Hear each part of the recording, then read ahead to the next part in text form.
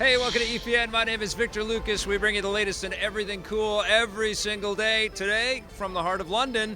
And this one goes out to Josh9242, who asks if we're ever going to start uploading buried treasures to our YouTube channel. You can count on that. But for now, let's get started with our rundown. Happy Monday. Civil War early impressions are in, and some brand new footage is hit. If you weren't already, it's time to get hyped for Captain America Civil War. New footage was unveiled at the MTV Movie Awards last night, showcasing the beginning of a battle between Cap and Crossbones that looks like it might be taking place in Wakanda. The clip from the flick showcases some terrific new Avengers team play action as we see the Scarlet Witch help out the Falcon and Cap in some incredible action bits against some armed goons. It's clearly just a taste to whet our appetites for the costume action we'll be getting when the movie comes out on May 6th. Which is very soon. So soon, in fact, that members of the press have already seen the completed movie, and the early word is that it is exhilarating. Full reviews have been embargoed until April 13th, but tweets from movie journals have included praise like Boseman kills it as Black Panther from Yahoo Movies' Kevin Pollowy, and Alex Welch from Geek Nation tweeted the airport sequence, honest to God, might be the best thing I've ever seen in a superhero movie ever. There is also a tremendous amount of praise for the new Spider-Man, but not everyone from every outlet is as enthused. IGN's Jim Vejvoda had this to say: it's a better, smarter version of BVS. Zemo is another wasted Marvel villain whose scheme is, while not as crazy as Lex's, isn't much more coherent or less convoluted. Nope. Still hyped. We will all see for ourselves how Cap and the Avengers stack up to the DC Trinity in just a few short weeks. We have some more insight on the Gears of War 4 story. You might want to use your do-rag as a hanky when you check out the brand new trailer for Gears 4.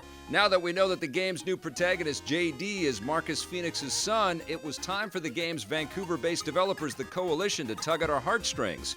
In an emotionally charged montage fueled by Disturbed's rendition of the curiously omnipresent Simon & Garfunkel song The Sounds of Silence, we see JD in heated battle against the game's new villains, the Swarm, all while running through a wooded countryside. During the fight and flight, JD has flashbacks of running into his father's arms and the better days of life at home.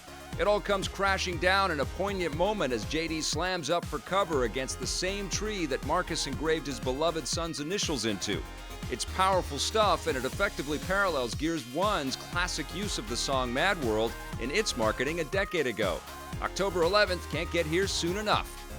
The global champs of World of Tanks were crowned in Warsaw over the weekend. Wargaming.net's 2016 Grand Finals wrapped up Saturday night after many hours of intense competition. The 12 best teams from around the world squared off in quarterfinal and semifinal matches where several worthy competitors like Teams Eclipse and Simp from North America were eliminated, but it all came down to an insane battle between two very evenly matched previous world champions from Eastern Europe, Na'vi and Hellraisers.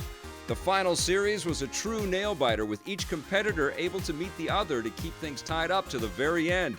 In a 6-6 tie-breaking match, the game came down to 2 tanks on Hellraisers versus 1 on Na'vi, and it appeared to everyone in Warsaw's Tor War arena that 2015's champs Hellraisers had the 2016 championship in the bag. But a cheeky maneuver by Hellraiser's Applewoww forced his tank to get stuck on a cliffside, rendering him completely ineffective. Na'vi teammate Inspired was able to take out Hellraiser's other lone mobile tank and ride out the clock for the game and the championship win.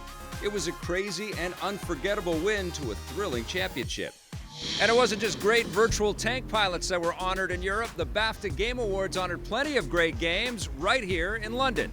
Although the prestigious British-based Game Award show does have an emphasis on homegrown creations, with my beloved Batman Arkham Knight picking up the award for Best British-Made Game, and the UK-created Until Dawn picking up Best Original Property, it is clear that the event draws on nominations and attendees from all over the world. Bethesda's Fallout 4 was winner of the Game of the Year category, and indie darling Everybody's Gone to the Rapture led the pack for the night with 10 nominations and eventual wins for Best Audio, Best Performer, and Best Music. From Software's Bloodborne won for Best Game Design, Psyonix's Unstoppable Rocket League won for Best Family Game, Best Multiplayer, and Best Sports Title. Sam Barlow's acclaimed and UK-developed game Her Story, which also won big at the Game Developers' Choice Awards last month, won for Best Debut Game, Best Game Innovation, and Best Mobile and Handheld Title.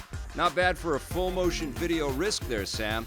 And programming superstar John Carmack received a BAFTA Fellowship Award for his many contributions to games during his storied career. Some great and worthy choices there. Congratulations to all the winners.